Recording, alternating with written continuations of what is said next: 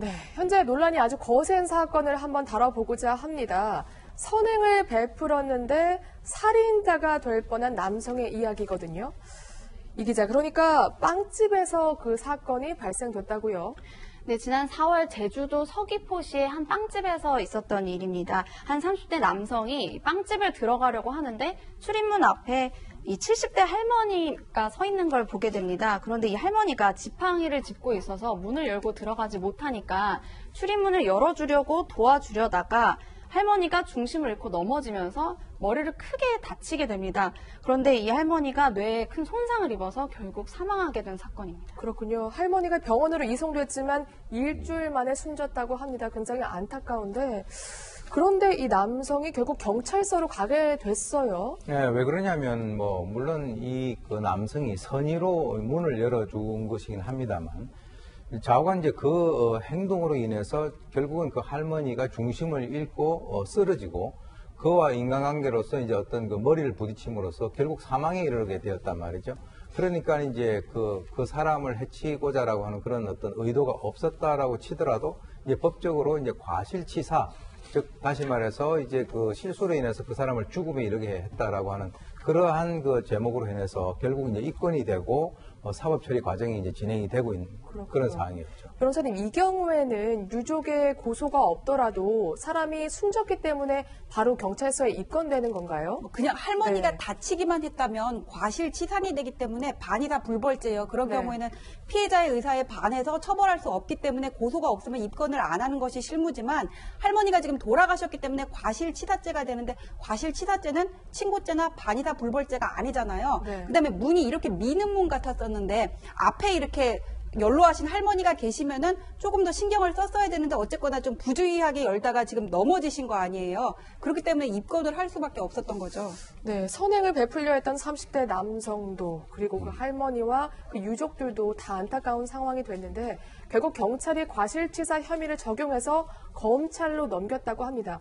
그런데 검찰에서도 아주 의견이 분분했다고 하죠. 그러니까 지금 이 남성이 문을 열고 결국 그것 때문인지 아닌지 할머니는 넘어져서 사망을 한 것이기 때문에 일단 검찰에서도 계속 의견이 분분했던 게 CCTV를 돌려보면서 이 남성이 부주의한 행동 때문에 이 할머니가 넘어지게 된 것인지 아니면 할머니가 이 남성과 좀 무관하게 중심을 잘 못 잡고 넘어진 것인지 관련해서 아무리 선의일지라도 주임을 게을리했는지 게을리하지 않았는지가 중요하잖아요. 근데 검찰에서도 스스로 결정하기 너무 힘들었었고 그래서 검찰은 사건을 검찰시민위원회에 회부를 하게 됩니다. 검찰시민위원회는 어떤 곳인가요? 그러니까 약간 배심원 제도랑 비슷하다고 생각하시면 돼요. 그러니까 검찰 내부에서 영장을 청구하거나 기소 여부를 결정할 때 이거는 좀 소위 말해서 국민들의 목소리를 좀 들어볼 필요가 있겠다라고 판단할 때 그쪽 회부를 하는 경우가 있습니다. 그래서 이 기자, 시민위원회의 결정은 뭐였습니까? 네, 시민위원회는 이 사람이 선의로 한 일이었는데 과실치사는 너무하다라면서 검찰에 기소 유예를 권고했고요. 검찰이 이 의견을 받아들였습니다. 그래서 기소 유예는 다시 말하면 이 검사가 기소하지 않고 한번 용서를 해주겠다는 건데요. 죄는 인정되지만 불가피한 상황 등을 고려해서 기소하지 않는 겁니다. 그래서 이분은 전과자라는 기록이 남지 않게 그렇군요. 재판에 넘기는 것을 미룬다. 이렇게 요약할 수 있을 것 같은데 만약에 유족들과 합의가 안 됐다면 이번에는 합의를 하셨더라고요. 처벌을 받았을 수도 있는 겁니까? 그러니까 이거는 반이 다 불벌죄가 아니기 때문에 합의 여부는 양형 단계에서는 고려할 수 있지만 입건하고 기소를 하는 거에는 문제가 없어요. 그런데 지금 기소유예라는 거는 범죄 혐의는 인정되지만은 예를 들어서 경미한 폭행 초범 같은 경우에 죄질이 경미하고 여러 가지 동기라든지 그런 범행 경위 등을 고려할 때 내리는 한번 봐주는 거거든요. 근데 이미 유족들도 처벌하지 않겠다고 얘기를 했고 그다음에 또 검찰에서 뭐라 그랬냐면은 이 피해자가 숨질 거라고까지는 이 사람이 예견하기가 어려웠을 거라고 본 거예요. 그러니까 과실치사라는 거는 그냥 일반적인 상식에 비추어서 앞에 할머니가 있고 문을 열 때는 조심했어야 되는데 조심을 안 한 거는 맞아요. 그런데 문 여는 데만 집중을 하다 보면은 미처 이렇게 거기까지는 이 사람 입장에서는 생각하지 못했을 수도 있다는 거 아니에요.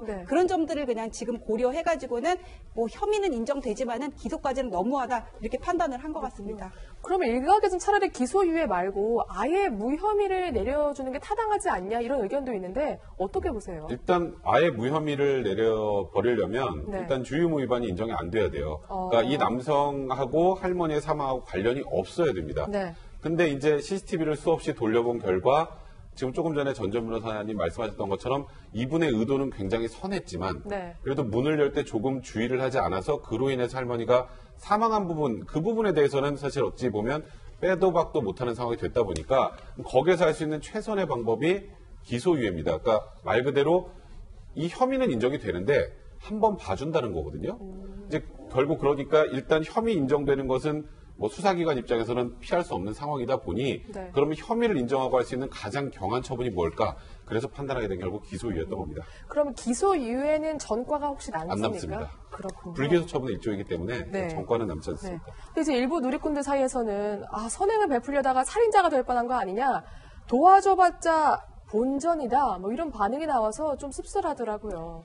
지금 이제 그런 얘기가 나올 수밖에 없는 것이죠. 네. 근데 제가 볼 때는 이 두 분이 상당히 서로가 운이 참 나빴던 것 같아요. 사실 보통 이제 그 나이가 드신 분이 문을 힘이 없어가지고 열지 못하는데, 아마 이제 이것이 앞쪽에 서로가 이게 마주보고 있는 상태에서 이렇게 문을 열어주는 것이 아니라 뒤쪽에서 이분도 들어가야 되는데 앞에서 못 여니까 그것을 열어준 거예요. 네. 그런 상태에서 이제 넘어졌기 때문에 지금 많은 누리꾼들은 이거 괜히 선행 베풀었다가 이거 뭐 전과자 되는 게 아니냐. 물론 이제 뭐 전과자는 아닙니다만 이 기소유예가 되면은 뭐 입건이 되고 여러 가지 어떤 그 과정을 겪었겠죠.